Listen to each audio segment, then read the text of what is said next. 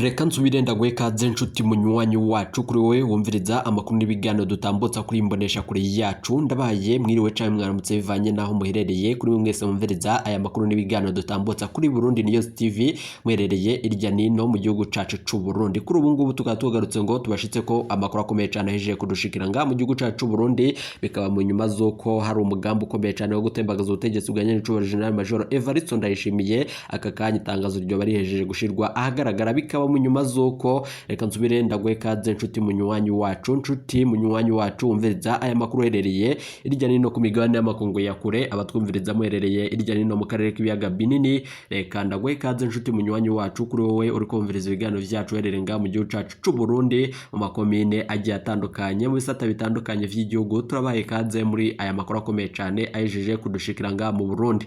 Reka nsubire ndagukengurukire cyane nshuti munywanyi kuri wowe wahejeje gupyonda ijambo sabone ko atarabikora akaniko karyondo gusaba muruke musi iyi video urabanditse ijambo sabone upyonde ko uracurabona ari akazujyana nyene upyonde ko tuje turabana mu makuru n'ibiganiro dutambutsa kuri imbonesha kuri yacu ari nayo yanyu ya Burundi News TV. Ingingo nkuru turazifatira ku makuru akomeye cyane yeje kudushikira nga mu gihugu cacu c'u Burundi. Aka kanya General Prime Niyongabo mukuru w'igisoda cacu c'u Burundi aka kanya yeje gushira ko itegeko rikomeye cyane ryo gupfunga abandi bakagandagurwa nyuma y'ijambo rikomeye cyane ashikirije mu gisoda c'u Burundi. Ari abajenerali bashika batatu biyongoye ku karwi kinyegeje inyuma yo gutembagaza ubutegetsi bwa Nyenicubahiro General Major Evariste Ndayishimiye. Kuri ubu ngubu babageramiwe nyuma yuko itegeko ryo bari sohowe. Aka kanya Reverien ndi kuri yo uyu utegerezwa ko yoba agiye kurongora igihugu c'u Burundi vy'imfata kibanza nawe yoba hejeje kurungika imbonera kure mu ntara zitandukanye z'igihugu nyuma yuko habonetse amakuru akomeye cyane ko hari abene igihugu batari ko baravuga rumwe n'aka karwi kinyegeje inyuma yo gutembagaza ubutegetsi bwa Nyenicubahiro General Major Evariste Ndayishimiye. Bikaba binaboneka ko kuri abene igihugu batishimiye ibi vyose biriko birakorwa n'aka karwi ka General Prime Niyongabo, kuko abene igihugu mu gihugu c'u Burundi turashigikiye umukuru w'igihugu Nyenicubahiro Major Evariste Ndayishimiye uko bivurwa n'umwe mu bene igihugu yadushikirije ko amakuru imbonera kure zarungitswe mu makaritsa agiye atandukanye mu bisagara bitandukanye cyane mu gisagara ca Bujumbura. Bikaba bivugwa ko imigomuko yo bigira itangure. Abajenerali batatu baba bagiye gutabwa mu mvuto nyuma y'ibintu bikomeye cyane kwiyongora kuri aka karwe ka General Prime Niyongabo, kandi ari we kuri ubu ngubu arongoye igihugu c'u Burundi mu nyuma z'uko umukuru w'igihugu bivugwa ko atarekuriwe kuba yashira canke agafata itegeko rikomeye cyane mu gisoda c'u Burundi. Vyose rero turabibashitsa ko mu makuru yacu akomeye cyane hejeje kudushikira, bikaba mu nyuma z'uko umugambi wo gufata agatorwa sorongoye umugambwe utarivuga rumwe n'ubutegetsi wa CN kuri ubu ngubu nawe woba ubandanije gushirwa mu ngiro. Biravugwa ko hari abasirikari sinzi barungitswe mu rugo kwa agatorwaso n'abandi barungitswe mu bisata bitandukanye vy'igihugu ku mvo zo gufata uyu mukuru w'umugambwe utavuga rumwe n'ubutegetsi wa CNL. Bikaba bivurwa ko uyu amagara yiwe yoba agerame nyuma yuko yahejeje kugaragaza ko ari igihanganye mu gihugu c'u Burundi. Kuri ubu rero bikaba bibabaje cyane abene igihugu n'abanyepolitike batandukanye. Niba umuntu atavuga rumwe n'ubutegetsi ntibivuga ko mushirira ko itegeko ryo kumugandagura imiliyoni zosubiriye gutangwa mu mbonera kure zo kugandagura n'abasirikare baba bagiye kugandagura uyu mukuru umugambwe utavuga rumwe n'ubutegetsi. Turaza kubigaruka ko makuru akomeye cyane hejeje kudushikira. Bikaba mu nyuma z'uko hari n'iyundi mugambi wo guta mu mvuto umukuru w'igihugu Nyenicubahiro General Major Evariste Ndayishimiye nyuma yuko umushikiranganje wa mbere Gervais ko buca ahejeje kugambanira umukuru w'igihugu. Ibi vyose turabigaruka ko makuru akomeye cyane hejeje kudushikira. Vyahejeje kumenyekana ko hari inzabo n'amafaranga y'agaciro yoba yarungitswe mu gihugu ca Ghana n'ibi bihangange bishika bitatu kuri ubu ngubu rero bifise umugabane mu ruganda rukora imodoka muri ico gihugu. Vyose rero turaza kubigaruka ko mu makuru akomeye cyane hejeje kudushikira nga mu Burundi, bikavugwa ko ibintu vyoba bigiye kuyangara. Turabigaruka ko umugambi wo gutembagaza ubutegetsi bwa Nyenicubahiro General Major Evariste Ndayishimiye ndababwira ukuri aka kanya makuru akomeye cyane duhejeje kuronka na makuru ateye ubwoba. Kuri ubu ngubu igihanganye General Prime Niyongabo coba gifashe ingingo ikomeye cyane nyuma yuko vyatevye gushira itangazo giturumbuka kuri radio n'imbonesha kure vy'igihugu kubijanye nuko ubutegetsi bwa Nyenicubahiro General Major Evariste Ndayishimiye butembagajwe. Reverien ndi kuri yo umukuru w'umugambwe uri ku butegetsi wa CNDD-FDD akaba yibonekeje muri uyu mugambi nyuma yuko General Prime Niyongabo yatangarije igisoda cose c'u Burundi ko ari ari we agomba gusubirira umukuru w'igihugu vyimfata kibanza. Tukabigaruka ko makuru akomeye cyane nk'uko babandanije bavuga ko ibi vyose bigiye kuba bizomera nk'ivyabaye mu gihugu ca Gabon. Umukuru w'igihugu amagara yiwe yo bageramiye nyuma yuko turanze amakuru akomeye cyane tugira ngo tubashitse ko mu buryo bw'idonido. Turaza kubigaruka ko muri aya makuru akomeye cyane hejeje kudushikira uyu mugambo ukomeye cyane wo gutembagaza ubutegetsi. Kere Nkurunziza we yoba ajeje gufata ingingo ikomeye cyane yo guhagarika umutima w'umukuru w'igihugu nyaricobera General Major Evariste Ndayishimiye mu nyuma z'uko abaryango biwe bari guca bavyanka bakamubwira ko ibi vyose biriko biribonerekeza mu gihugu c'u Burundi bidakwiye. Turabigaruka ko kuri ubu ngubu umutambukanyi w'umukuru w'igihugu nyaricobera General Major Evariste Ndayishimiye nawe yoba hari ingingo ahejeje gufata nyuma yuko umugabo wiwe ari we mukuru w'igihugu nyaricobera General Major Evariste Ndayishimiye atarekuriwe gufata itegeko mu gihugu c'u Burundi kuko General Prime Niyongabo ibintu vyose yoba yarahejeje kubishira ku murongo. Ico bagisigaye no kubyihutisha bigashirwa ku radio n'imbonesha kure vy'igihugu. Kandi nanone amakuru akomeye cyane turi buyagaruke ko kuri iyi mbonesha kure yacu. Umutegetsi vyimfata kibanza mu gihugu c'u Burundi yoba ari Reveria n'undi kuriyo nkuko vyashizwe ko umukono na General Prime Niyongabo. Ubugambanyi bukomakomeye bwibonekeje mu gihugu c'u Burundi aho umushikiranganje wa mbere Gervais Ndirakobuca yoba yabandanije ajana bikaba bihejeje kumenyekana ko umushikiranganje wa mbere yoba yarongetse amahera y'agaciro n'inzahabu mu gihugu ca Ghana. Vyose turabigaruka ko makuru akomeye cyane hejeje kurushikiranga mu gihugu c'u Burundi bihangangije vyibonekeje mu mugambo ukomeye cyane. Biravugwa ko hoba hateguwe gandagurwa ry'uwazora umushikiranganje wa mbere General Alain Guillaume Bunyoni nyuma yuko ari we afise amabanga akomeye cyane kubijanye n'ibiriko biraba mu gihugu c'u Burundi. Burazi ko hari ibintu vyaheza kwibonekeza mu gihugu c'u Burundi ariko amakuru dufise turayabashitsa ko idonido muri aya makuru twabateguriye.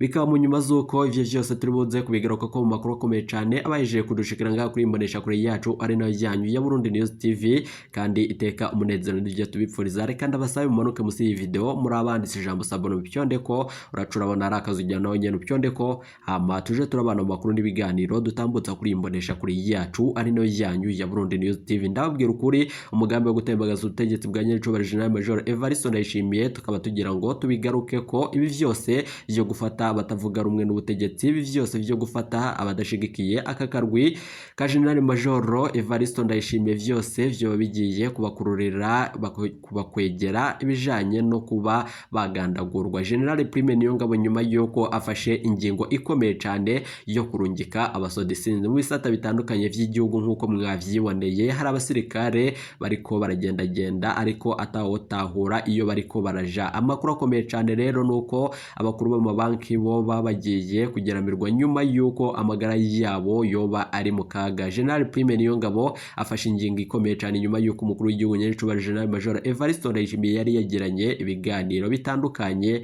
n'abakuru b'amabanki bijanye n'amafaranga y'agaciro ari mu mabanki y'igihugu n'ibijanye n'amadeni igihugu gifisiye abene igihugu. Vyose turabigaruka ko muri aya makuru akomeye cyane ahejeje kudushikira mu gihugu c'u Burundi. General Prime Niyongabo afashe ingingo zikomeye cyane nyuma yuko ari mu karwi kinyegeje mu gutembagaza ubutegetsi bwa nyaricobera General Major Evariste Ndayishimiye. Umugambi wo kugandagura umukuru w'igihugu woba ugiye gushirwa mu ngiro canke biragenda bite? Turabigaruka ko muri aya makuru akomeye cyane ahejeje kudushikira. Reka amakuru yacu tuyatangurire ku makuru avurwa ngaha mu gihugu c'u Burundi. Hari umupfakazi umupfakazi Habonimana Denisa aratabaza umukuru w'igihugu, abashinga amateka wo mu ntara ya Bujumbura n'abajejwe intwaro mu ntara arimo. Kuri ubu bamufashe ababijejwe babikurikirane. Bikaba mu nyuma z'uko hari ayandi makuru akomeye cyane ahejeje kudushikira. Hari isanganya ryabaye ribaye muri zone Mugera muri komine Bugendana. Imodoka y'ibeni yari ipakiye amabuye ijana ariko harubakwa imifurege itwara amazi mu ibarabara ririko ryubakwa n'ishiramwe ARB.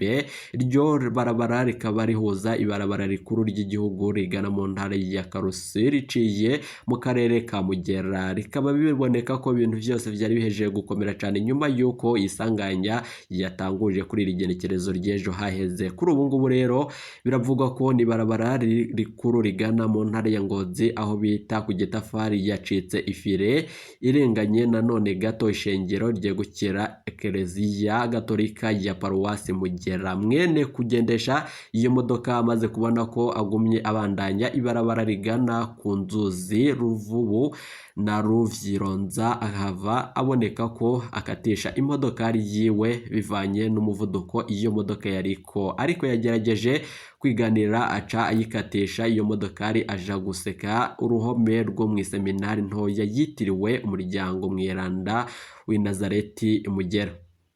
Amakuru akomeye cyane ahejeje kudushikira kubw'amasoko yacu nyene abantu batatu bari muri iyo modoka bakomeretse cyane bakaba bariko bavurirwa muri amwe mu mavuriro ari muri komine Bugendana. Umunyeshure umwe yariko yegera inyuma y'urwo rukuta iyo modoka yagonze akaba ari we yakomeretse bukebuke aguwe ko n'amabuye yasidutse avuye kuri urwo rukuta.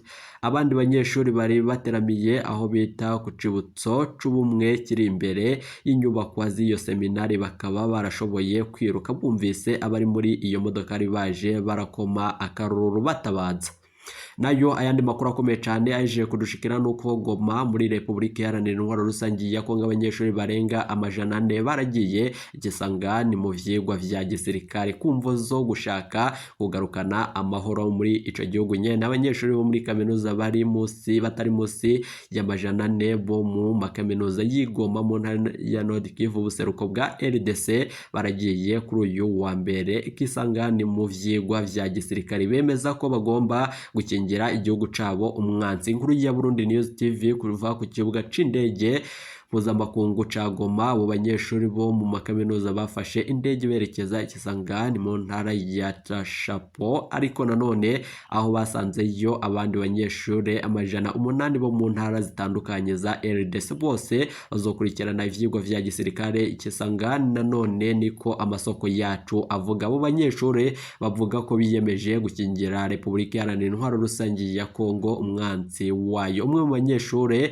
yavuze ko nditeguriye kandi ndiyemeje kugwanira igihugu canje, ngiye mu vyigwa vya gisirikare ngumye ko kuko ntegerezwa kwiyandikisha mu gisirikare vyemejwe na Ali Bosomuka umunyeshuri w'Igoma. Mugenzi wiwe avuga ko azogaruka kubandanya ivyigwa inyuma y'inyigisho za gisirikare. Abo mu mashiramwe yigenga basaba ko izo nyigisho za gisirikare zitangirwa mu ntara zose za Republika Iharanira Intwaro Rusange ya Kongo. Ku bwa Placide Kambale umwe mu ndongozi za Force Vive du Nord Kivu, ivyo bishoboka ko kandi bikaba bishobora guteza kuzotera mu gucungera umutekano mu gihugu cabo. Amakuru akomeye cyane aje kudushikira nubwo biruko ingingo y'umushikiranganje ajejwe amashuri ya kaminuza iranegurwa n'abavyeyi babo bana nkuko babona ko iyo ngingo ifise intumbero yo guhungabanya indero y'abana babo. Amakuru biravuga ko ababikurikiranira hafi ivyo mu vya politike mu ntara ya Nord Kivu kuri ubu ngubu nabo babona ko umutekano mukeyi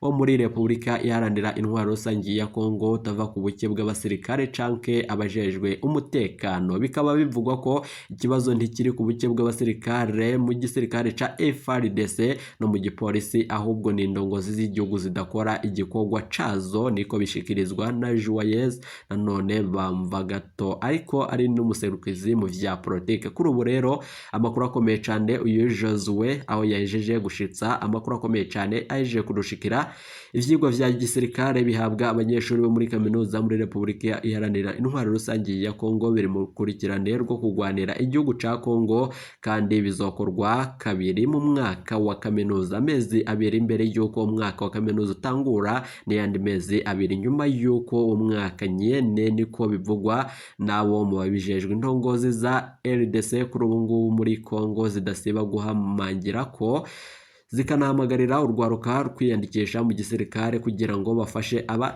FARDC kugwanya umubare wa M23 mu ntara ya Nord Kivu. Barafasha imirwi y'urwaruka yitwaje ibigwanisho mu gufasha abasirikare ba leta. Amakuru akomeye cyane aje kudushikira kandi nanone bikaba bivugwa ko nubwo biruko igisirikare ca Kongo arico gifise ubushake bukeyi mu kwibonekeza mu kurwanya uwo muhari kuko bose bigaragara ko badafise ico barwanira. Igisirikare ca Kongo co bakigwanira iki kandi na M23 irafise ivyo iriko irarwanira kandi vyumvikana. Turabigaruka ko mu yandi makuru yacu aza tutambutsa kuri mbaresha kure yacu ari no yanyu ya Burundi News TV.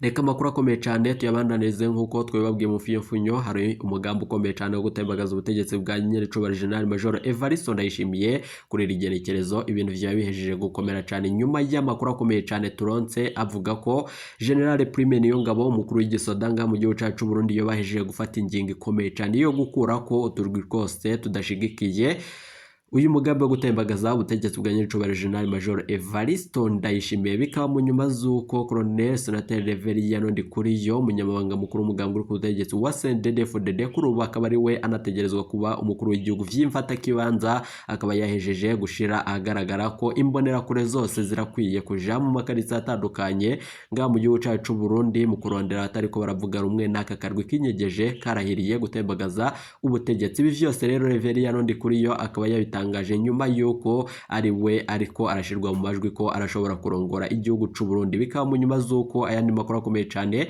aje kudushikira nga mu gihugu cyacu Burundi. Umushikiranganje wa mbere Gervais Ndirakobuca batazira ndakugarika kuri ubu nawe yoba ari muri aka karwi n'ibitari bizwi na bene gihugu. Kuri ubu rero vyahejeje kumenyekana yuko umushikiranganje wa mbere Gervais Ndirakobuca nawe adashigikiye ko umukuru w'igihugu Nyiricuba General Major Evariste Ndayishimiye yobandanya gutwara igihugu c'u Burundi. Vyose rero nga kuri Burundi News TV turabigushitsa ko mu makuru yacu tuba tubandanya gukora ko amatoza. Vyose rero abamenyesha makuru bacu bariko baratugira amatoza kuvyerekeranye n'izi dosiye. Bikaba bivurwa ko kuri ubu abajenali bashika batatu bo bariko barahigwa nk'uruhindu nyuma yuko amakuru akomeye cyane adushikiye ari uko abajenali biyonkoye ku karwi ka General Prime Niyongabo bose bagera batabwe mu mvoto nyuma yuko General Prime Niyongabo arungitse igisoda mu ntara zitandukanye z'igihugu cyane ko biriko biribonekeza ngaho Igitega no mu bisagara bitandukanye vy'igihugu. Abariko barabikurikiranira hafi n'abandi bariko baraturungikira amakuru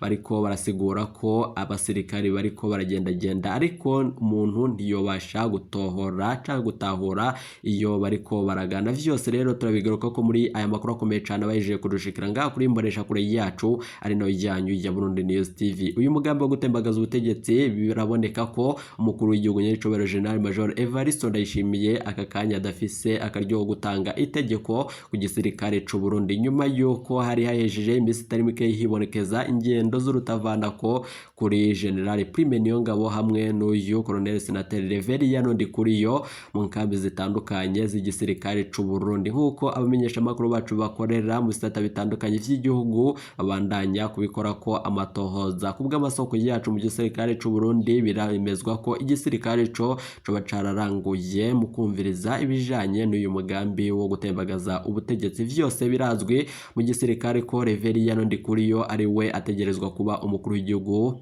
c'u Burundi vy'imfatakibanza nk'uko amasoko yacu avyemeza. Kuri ubu rero turaza kubashitsa ko amakuru akomeye cyane avuga ko hari umugambi wo kugandagura waza ari umushikiranganje wa mbere ngaho mu gihugu cyacu Burundi General Alain Guillaume Bunyoni nyuma yuko biboneka ko ari we afise amabanga akomeye cyane kuri aka karwi kinyegeje inyuma yo gutembagaza ubutegetsi. Bikaba mu nyuma z'uko nawe yapfunzwe yari yagambiriye gutembagaza ubutegetsi nk'uko parike yabimwagirije. Arayandi makuru akomeye cyane aje kudushikira tugira ngo tubashitse ko mu idonido ry'aya makuru abandanya kudushikira. Bivugwa ko Kere Nkurunziza nawe yoba yarahiriye kugandagura umukuru w'igihugu akamuhagarika umutima nk'uko bahagaritse umuhisi Petro Nkurunziza. Vyose rero kwimbonesha kure yacu turiko turabandanya kubikora ko amatohoza. Bikaba mu nyuma z'uko abaryango ba Kere Nkurunziza nabo bahejeje gufata ingingo ikomeye cyane yo kwanga ico ciyumviro ca Kere Nkurunziza. Vyose rero muri aya makuru yacu turabibashitsa ko idonido hari amakuru akomeye cyane y'umugambi wo kugandagura umukuru w'umugambi utavuga rumwe n'ubutegetsi wa CNL agatorwa sivye. Vyose nk'uko umumenyesha makuru wacu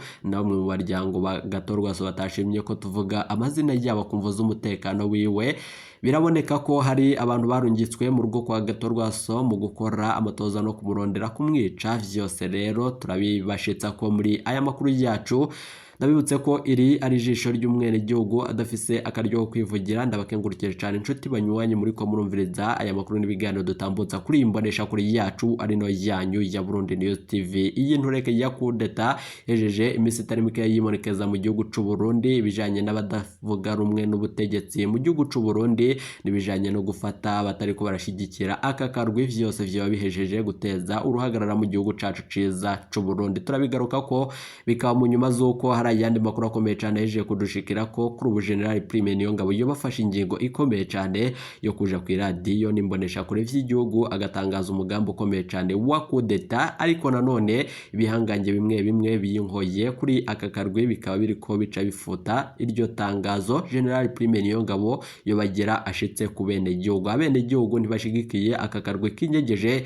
inyuma y'uyu mugambi wo gutembagaza ubutegetsi, na niyo mvoye iriko iratuma abasirikari barungikwa mu bisata bitandukanye vy'igihugu kugira ngo nibotangaza kudeta atamigumuko izobako. Vyose turabikurikirana kuri imbonesha kuri yacu ari no yanyu ya Burundi News TV. Umukuru w'igihugu nyaricobera General Major Evariste Ndayishimiye yo bari hehe kuri iyi mbonesha kuri yacu turabigaruka ko twumviriza iyo umukuru w'igihugu nyaricobera General Major Evariste Ndayishimiye yo baherereye nyuma yuko atarekuriwe kugira ico ashitsa ku bene gihugu. Ibiganiro biriko biraca ku winga bwa none biragaragaza ko umukuru w'igihugu amajwi akomeye cyane y'ibanga turonka ari ayafashwe mu misi yaheze. Kuri ubu atakintu na kimwe arekuriwe kuba yashira mu gihugu c'u Burundi nyuma yuko ibihangange bihejeje kumufata kuganga. Vyose rero turabigaruka ko mu makuru akomeye cyane. Hari na yandi makuru avurwa ko wa murwi mushashi wa Lorbe woba waronse intererano iva mu gihugu ca Ghana. Vyose turabigaruka ko nyuma yuko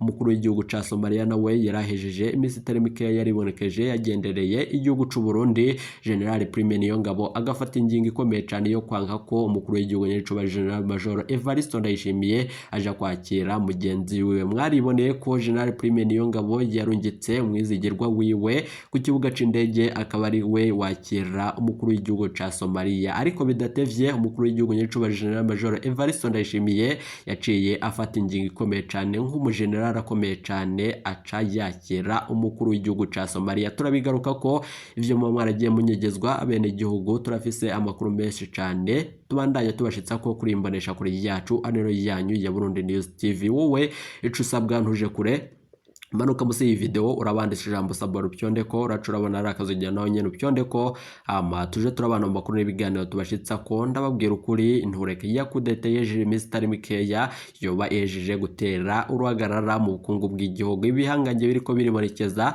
nandiko biriko birasoma amahera y'agaciro mu gihugu c'u Burundi, ari navyo mwumvirije ko kuri ubu ngubu bijanye n'amahera y'agaciro yazimvye mu gihugu cacu c'u Burundi. Turasavye vyose bihagarare, turakeneye umutekano n'iterambere mu gihugu cacu Burundi, niko abene gihugu bari mu bisata bitandukanye babandanya batomora. Vyose turaza kubigaruka ko we ico usabwa ntuje kure iteka umunezero n'ivyo tubifuriza. Iyi ni Burundi News TV.